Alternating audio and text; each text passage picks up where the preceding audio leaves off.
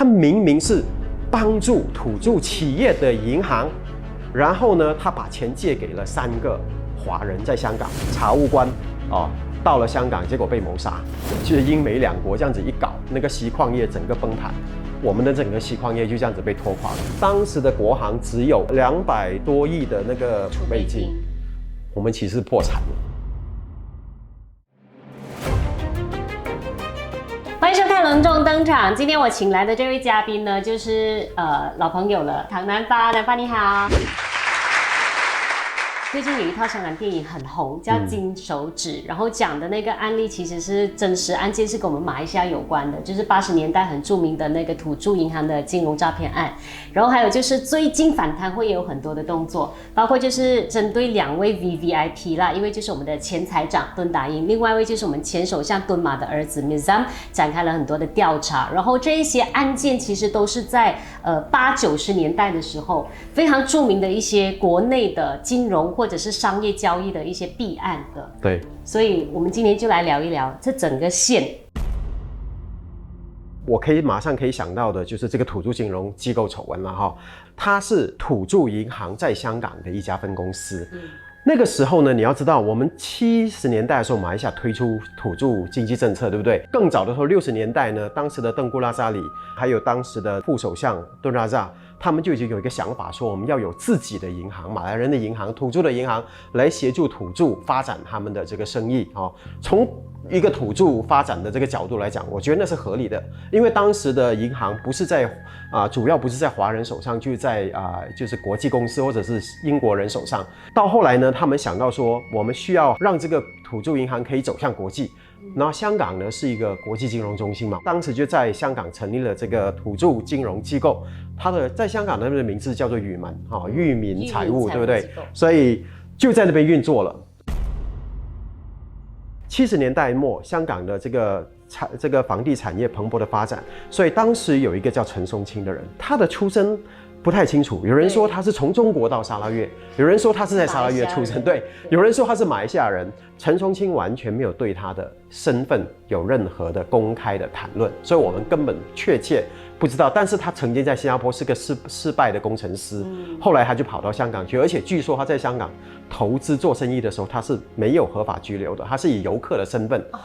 对，这是很神奇的一个事情。But anyway， 这最重点就是说，陈松青成立的这家嘉宁公司呢，后来跟马来西亚的政坛的人物搭上了关系。据说马华工会的当时的总会长李山春是引荐人，让他可以接触到土著金融机构的高层，然后土著金融就借钱给他。但是呢，82年初发生一件事情什么呢？英国开始跟中国谈回归，对不对？所以一开始谈，你知道香港的股市就开始跌了嘛，大家怕回归嘛，然后房地产也跟着跌嘛，所以这个嘉宁就其实已经是一家空壳公司，它还不起它的债务，它根本就是子公司借钱给母公司，就在里面就补来补去，其实它根本没有那么多的那个钱来还那些债务。但是呢，很奇怪，我们的这个土著金融机构继续借钱给他，所以到后来真的这个事情爆发以后，那边的的那些负责人，包括 Lorraine Osman， 还有 Hashim Samsudin， 还有这个 Rais Saniman， 这3个负责人呢，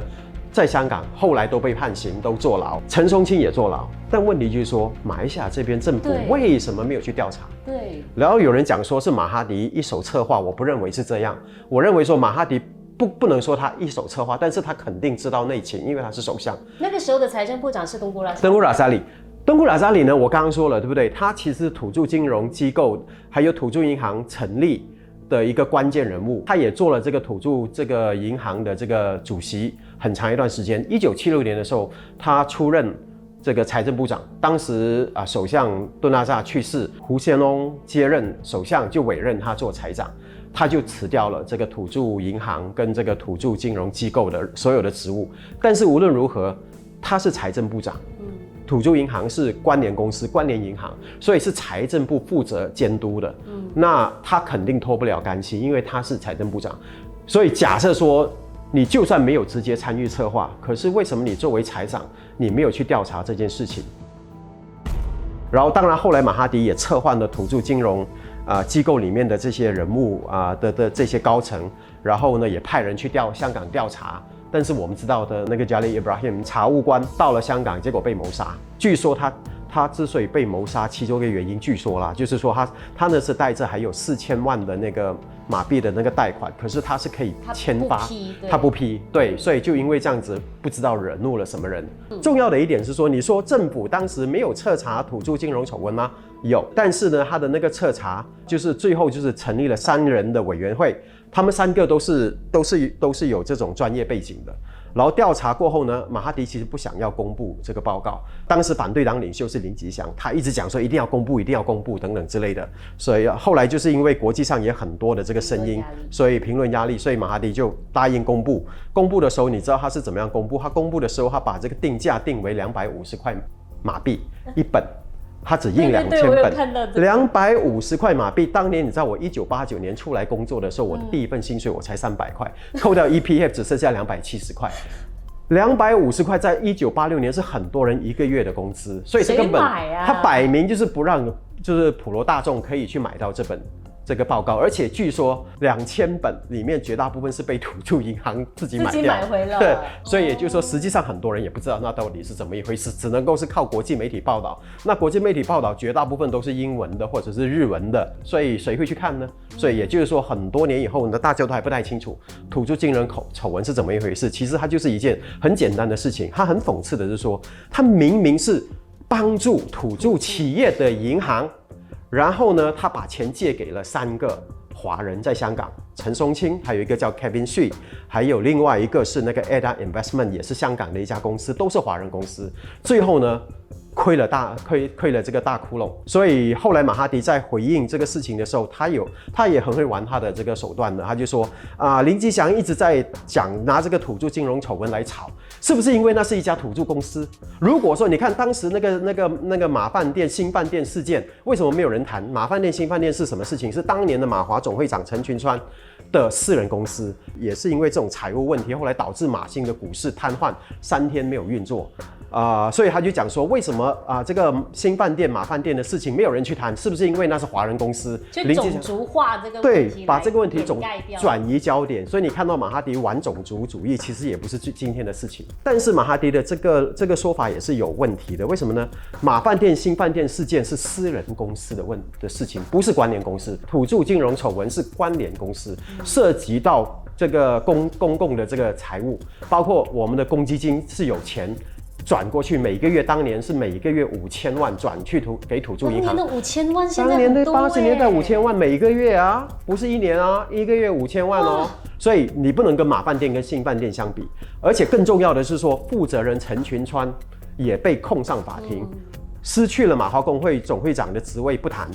失去任何官职不谈，辞掉国会议席不谈，他还坐牢，在新加坡坐牢，在马来西亚也坐牢，所以他承担了他的这个责任。请问土著金融丑闻到今天有哪一位这些涉及负责的这些政治人物监督这家银行的政治人物负责？没有人负责。如果回到80年代，你们记得1983年李山春忽然间辞掉这个总会长马华总会长，据说也是跟这个土著金融机构有关。当然李山春已经走了，我们也无法求证，但是有一些蛛丝马迹可以看的，就是说他是这个引荐人嘛，因为陈松青透过他可以接触到土著金融机构的人，然后再来，当时他还做了一个政治上做了一个错误的决定，他支持登古拉扎里，所以后来站错边了，对，站错边，所以后来马哈迪跟穆萨希他们这些人开始要边缘化这个登古拉扎里的时候呢，李山春累识走啦，所以最后我们知道李山春下台后也再也不谈这些不过问政坛的任何事情。除了在这个土著金融风暴香港的这个案例之外，其实当年这个土著银行它也有很多其他的弊案，对不对？就包括那个草溪。是因为这个事情呢，我们知道现在很多马来西亚人喜欢到海外去跳飞机，因为我自己在英國生活的时候，我因为穷學生嘛，我都會去餐館打工，都是那些香港人開的餐館，然後他們都會講說你嗰個幫處係你嘅兄弟啊，你哋馬拉嚟嘅兄弟啊，佢怡保嚟嘅，佢係弟弟港嚟嘅。我覺得點解係怡保，點解係弟弟港呢？然後我再追問下去呢，都是說因為我的爸爸在80年代的時候，我們锡礦業倒閉啦嘛，阿爸冇嘢做咪跳飛機咯，咁啊跳下10幾年之後又帶我哋過嚟咯。哦，所以就這樣子就帶過來了哈，然後就是家族傳承，所以你看到說那個跳飛機的風氣是真的是跟這個錫礦業崩盤有密切的關係哦。1981年的時候，那時馬哈迪呢剛剛做首相，他有一種很強烈的反殖民的、反西方的一種情緒在裡面，他的整個政治操作是很不馬來人的哦，非常不，因為馬來人的政治是。他們馬來話叫 halus 啊，你要細膩的、有理的，就算你諷刺溫文，你諷刺對手呢，你也是嘲諷，你可能用班頓，你可能用其他方式嘲諷，就不是尖銳，對，不是尖銳。但是馬哈迪不是，馬哈迪是直截了當，就是酸你、罵你、批評你，然後以行動、實際行動，譬如說 buy British last。一上台說我們不要買英國貨，因為我們曾經是他們的殖民地，他們剝削過我們不買他的東西等等之類的哈。然後呢，他就覺得說，為什麼國際上的這種錫礦，我們是最大的這個錫礦生產國，當年啦，對，而且我們的那個礦業公司，馬來西亞的礦業機構呢，是全球最大的礦業機構。為什麼我們這個國際的價格呢，不是由我們來決定，而是美國、英國啊，還有一個那個 London Metal Exchange， 就是那個金屬交易所是設在倫敦，他就很不爽啊，對不對？他覺得說明明是我們的資源，為什麼要這些老外來決定那個價格？那個時候呢，就有一個埃及人，他在一家瑞士公司 Mark Rich 的那個期貨公司裡面工作的。這個 David Zai 呢，他就去遊說印尼的蘇哈多總統。當時因為印尼也是全球第2大的錫礦生產國，當年，所以說我有一套想法，我們買起國際的這個錫礦，我們囤貨哈，然後呢逼這個錫礦價錢漲啊，就這樣子等等之類的啊，就買那個期貨買起來。蘇哈多很奇怪，我們覺得說印尼比我們貪污，印尼比我們落後，還是怎麼樣？可是在這個事情上，蘇哈多很聰明哦，他沒有聽這個人的意見，所以這個人就在雅加達就談不攏呢，就不知道怎麼樣，就有人把他介紹給馬哈迪。馬哈迪那時剛剛出來做首相，上來做首相，馬哈迪就相信了這個人，他就賣了這個 idea， 然後呢，就我馬來西亞就開始去成立一家公司，因為不想讓國際知道說是馬來西亞在炒這個錫礦，所以他就另外成立一家私人公司叫馬明扣。馬明扣的資金就是土著銀行給的，又是土著銀行，又是當時借了幾億的樣子 ，OK， 給這個馬明扣，馬明扣就在國際錫礦市場裡面去炒，買起這個期貨。你知道當時倫敦的這個金屬交易所有一個規定是說，你3個月以後你要交貨了嘛，你把未來的這個貨都買了嘛，你交不到貨的時候要罰錢的，要賠錢的，你知道嗎？結果那時馬哈迪他們就心想說，我這樣子就可以，我們叫做可以 corner 那個整個錫礦市場，圍堵那個錫礦市場。最後呢，他們西方國家不得不以高價來跟我們買。結果沒有想到呢，發生2件事情，美國也有錫礦，雖然沒有馬來西亞那麼多，但是美國也是有，美國那邊把他的貨放出來。然後呢，英國的這個金屬交易所也改了條例說，那些交不到期貨的小公司不用擔心我們，你只要罰一筆一個款項就可以了。結果這個消息一出來，整個那個錫礦價錢本來是上的哦，是超過了它原本合理的那個價錢，一直上到人家覺得不對勁，是不是有人在炒？結果最後呢，就是人家就是英美兩國這樣子一搞，那個錫礦業整個崩盤。我們的整個錫礦業就這樣子被拖垮了。你知道我們錫礦業拖垮，它不只是說錫礦業就是洗流浪啊，去採礦，它還帶動周邊產業的。你知道說我們回到50、60年代，為什麼金寶啊、怡寶啊這些地方呢，連那種香港明星都會去那邊登台就叫做咩啊？叫做找法啊？為什麼那個時候這些小地方的娛樂事業是這麼蓬勃呢？因為那時候錫礦業大家都賺到錢啊，很多大老闆、大企業錫礦業的都在霹靂州一帶啊。我真的聽過這個故事，家裡開戲院的，我想開戲院為什麼會搞到什麼呢？沒有人買票去看戲啊。對啊，因為那時候整個很蕭條啊，84、85年開始，然後我們又經歷了整個那個經濟大蕭條，還有什麼那個合作事件等等。對。其實合作事件就順便講一下，那個時候如果說國家銀行要來救是可以救的，但是因為很多合作社都是馬華工會的，然後呢，其實老馬當時是有一個盤算，就是說他當然要先救烏統的朋黨公司，然後對於這些合作社來講，他們既然是馬華的跟馬華有關係的，或者是華人的中小企業的借錢的這些機構，被誰啦？就這樣的話就。他的想法就是說，這樣子可以整垮你華人的中小企業的。可是他不是同一條船上的人嗎？不是这样子想啊。所以这个所以我不是一个很认识我的人，看我文章的人都知道我不是一个种族主义的人，但是我非常不喜欢你这种你的手段只是为了打垮某一个族群的经济实力，这就是马哈迪惯用的一个手段。所以你可以理解为什么2018年的时候我拒绝投票，就是因为我觉得说这个曾经搞垮了国家、亏损了这么多钱的一个人，我是不可能支持他回来做首相的。当年这个马明科的案件，其实后来马哈迪也承认了，他为了要去补回那15亿令吉的那个亏损，然后他又开了另外一家公司。是，对，那个叫做马古瓦萨这家公司，他成立这家公司其实是为了去投资赚些钱来补贴那个土著金融的那个土著银行的这个亏损。你知道他的资金是哪来的吗？公积金局。所以又是公积金。所以你看，刚才不是讲到5000多？对，你看土著银行是一个扶植马来企业非常重要的一个银行。然后你这个亏损了，搞这个炒锡矿烧伤了手，结果呢，你再用公积金的钱来成立一家公司，来补那个大窟窿，所以这都是用的都是公家的钱，这个就是我们国家过去几十年不断的重复的那个命运呢。80年代末90年代的时候，开始国家银行又炒这个外汇。这个，我觉得这个是超乎想象的，而且那个严重性，我觉得真的是比历届任何一个金融弊案还要夸张，还要严重。对，我刚刚说了，马哈迪是个反西方、反殖民的一个人物嘛，他自己真的很强烈，我相当肯定，他对于西方主导这个世界的经济体系。他是非常不满的。他写文章，他以前40年代的时候 ，Chat Day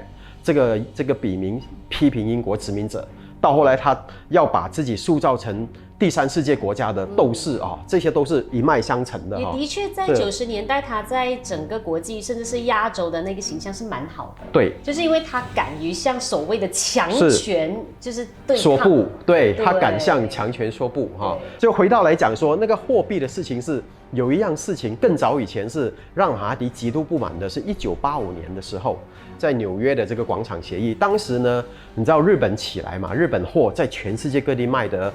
非常好，不管是汽车或者是电器产品，对不对？然后打败美国的这个汽车市场等等之类，美国就觉得说，因为日元太便宜，那时美国又经济衰退嘛，里根总统就想说，我们一定要逼日本人。逼日本政府要让日元升值，然后与此同时，美国开放市场，让更多的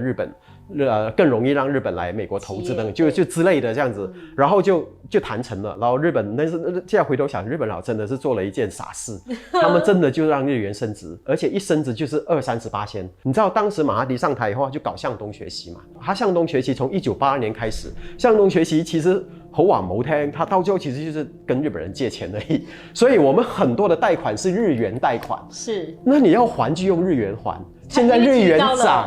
那你怎麼辦？你的就被對啊，利息就很高嗎？所以老馬就很痛恨說，日本老被美國騙竟然這樣子漲，還害到我們，所以他就覺得說，為什麼我們不能夠也來炒外匯？所以就80年代末開始呢，他就透過中央銀行，我們的國行。國家銀行來炒外匯，而且很奇怪的就是說，當時他買很多的這個英鎊，這個是不太合理的，因為我們當時80年代末呢，我們最大的貿易的夥伴是美國，是新加坡，還有日本，他有收相當多的炒相當多的美元，但是他囤很多的這個英鎊。這是很奇怪的事情，因為我們跟英國的那個貿易並沒有多到說我們要去不要買英國貨，對，就他這很諷刺，對不對？他說 buy purchase last， 可是呢，他又去買很多的英鎊，他要炒英鎊嘛。結果你知道92年的時候，那是 George Soros 就是炒那個英鎊，他覺得那是英國加入這個 European Exchange Mechanism 歐洲匯率機制。那時候就是說，因為當時他們歐盟要好像那時還沒有歐盟，這裡叫做歐共體，歐共體要朝向一體化，然後這個。要用單一貨幣，就是今天的歐元。那時還沒有歐元，你要朝向開發歐元的階段，你要讓每一個歐共體的國家的兌換率呢，不能夠超過一定的那個它的浮動，不要超過一定的%率，不然這樣子會影響那個整個你的貿易各方面的那個運作嘛。不管它是對西德馬克或者對法郎或者對英鎊，它不應該超過5%等等之類的。所以，但是呢，英國呢，它的經濟沒有德國強。它的出口也没有德国多，所以它需要调高它的国内的汇率，它也要让它的英镑比较便宜等等之类的。可是它不能够，所以那个时候呢，那个 George Soros 是看准这个，他就去炒那个英镑，他买了很多的英镑，然后再以高价，那时候英镑的不合理的那个高价，他就再把英镑卖出去，然后他就用这个方法让这个英镑开始贬损。后来呢，英国政府真的没有办法，就是说我们如果不让英镑贬值的话呢，英国的这个出口会有问题，所以最后当时的梅杰首相跟他的财长那个 Norman Lemon 决定，我们退出那个汇率机制。一退出那个汇率机制，英镑就一直跌一直跌，然后 George Soros 再以低价把英镑买回来。他这样子一来一往，他赚了10亿美金。马来西亚囤很多的英镑，明明知道很奇怪，那个时候已经有蛛丝马迹，英镑是不合理的高价，它迟早要崩盘的。但是呢，他还去买，不断的买。结果最后等到 George Soros 开的那个英国一宣布退出那个 ERM 的时候，George Soros 是赚钱了，我们就亏了。总共到现在，当时是说90亿，现在我们才知道说他其实是亏了310亿马币，烧伤指头。当时的国行只有200多亿的那个储备金，我们其实破产了。所以那时候其实国行是破产了。所以后来为什么国行要去卖这个马航？当时这些都是国家的企业，私营化开始去卖马航，开始卖国家能源，开始卖这个电讯局、马电讯等等之类，就是逼这些其实都是乌统的这些 Daim 的朋党去买高价买。我就举马航作为例子，它当时的马航的股价只有3块多，3块6左右。然后呢，那个政府要那个 Daim 的一个他的属意的这个生意人叫做 Tajudin Ramli，以8块钱的马币买过来，这样子才可以去 cover 国行的那个补贴。300亿，其实这个数字真是超夸张的。那是90年代哦。对，那是90年代哦。对，30年前哦。30年前，现在如果兑换起来的话，那个币值也是超多的，而且真的很难接受，就是炒到可以把整个国家的国库都已经赔完出去。对，我跟你讲，那时候很讽刺。那时候94年，我在英国电视看到马航的广告的时候，哇，非常的，那支广告真的做得很好。它有点像太空船航向太空，给你一种 vision， 给你一种愿景。我这种不相信国家这种宣传的人，我看了都觉得说，哇，马航很厉害，好像马航私营化以后好像很厉害哦。很多年后我才知道，原来真的这全都是一场金钱游戏，就是根本是骗人的。马航是个空壳，所以其实后来就是在私营化过后管理也不当，而且马哈迪他不是要做第3世界领袖吗？他又开直飞航线去到南非开普敦，去到那个阿根廷的那个什么布宜诺斯艾利斯这些，你一年究竟有幾個人去呢啲地方啫？我哋同佢哋有幾多生意啫？为什么你会开航线开到那边去就亏损？你知道吗？亏损到很严重，所以这些都是为了满足一个人的 vision， 我们做了很多很愚蠢的事情。到后来，你知道97、98年经济风暴以后，马航又要被买回来的时候，那时候马航的股价是3块5毛多，好像也没有起多，照样就是，但是Daim已经又回来做财政部长了。OK， 他91年卸下财政部长，交给安诺，然后98年老马开除安诺，然后再把Daim带回来。Daim做财长的时候呢，因为Tajudin Ramli是他的亲信嘛，他又策划了让这个政府呢以8块钱的这个当年的那个价格，再把那个马航买回来。你这样子一来一回，我们到底损失了多少钱？你真的是把这种国家的这种财富当作是自己的，就是国库通私库，当作是自己的那种钱来玩。所以据说这个马航这个事情呢，是其中一个让马哈迪开始对Daim不满的。你看Daim还有一件事情是东非，应该是坦桑尼亚开一个会，你知道那个大使他就很单纯的就问你的班机是下午2點，那我們不要即係唔好阻你時間啦，你要趕去機場。Oh, don't worry, I have my private jet.